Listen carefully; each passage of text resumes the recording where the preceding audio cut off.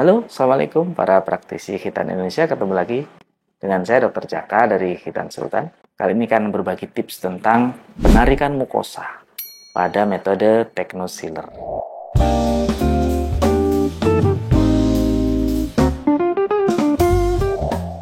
Penarikan mukosa merupakan suatu SOP yang sangat penting. Kenapa?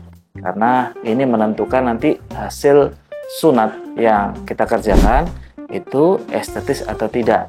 Apakah mukosa yang kita sisakan proporsional atau tidak. Maka satu hal yang penting di sini adalah penarikan mukosa. Nah, saya akan berbagi tips buat teman-teman. Penarikan mukosa itu kita bagi dua yang jelas-jelas berbeda caranya. Yang pertama adalah pada kondisi penis normal.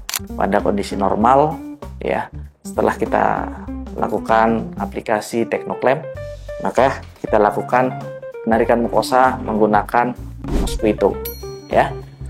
Jadi kita cukup tarik di 3 titik saja, yaitu di jam 3 atau agak turun sedikit di jam 4. Titik yang kedua di jam 9 atau turun sedikit di jam 8. Kemudian tempat ketiga adalah di jam 12.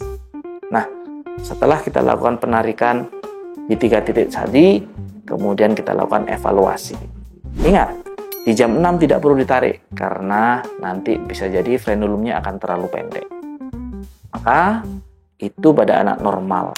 Ketika kondisinya berbeda, yaitu pada kondisi anak yang gemuk, ya mungkin grade 2 atau grade 3, ketika mukosa kita tarik, dia melorot lagi, ya kita tarik dia melorot lagi, maka ini kita harus melakukan tips khusus, ya. Kita membutuhkan klem yang lebih, supaya apa? Ketika mukosa yang sudah kita tarik tidak melorot lagi, maka kita lakukan penguncian, ya. Penguncian di pangkal mukosa, supaya apa? Supaya tidak melorot lagi, dan itu kita lakukan di 3 titik yang sama seperti yang saya jelaskan di depan. Maka kita perlu perhatikan kondisi pasien kita, kondisi mukosanya, apakah ketika dia ditarik dia melorot lagi atau enggak. Kalau tidak melorot maka aman, kita cukup tarik di 3 titik tadi.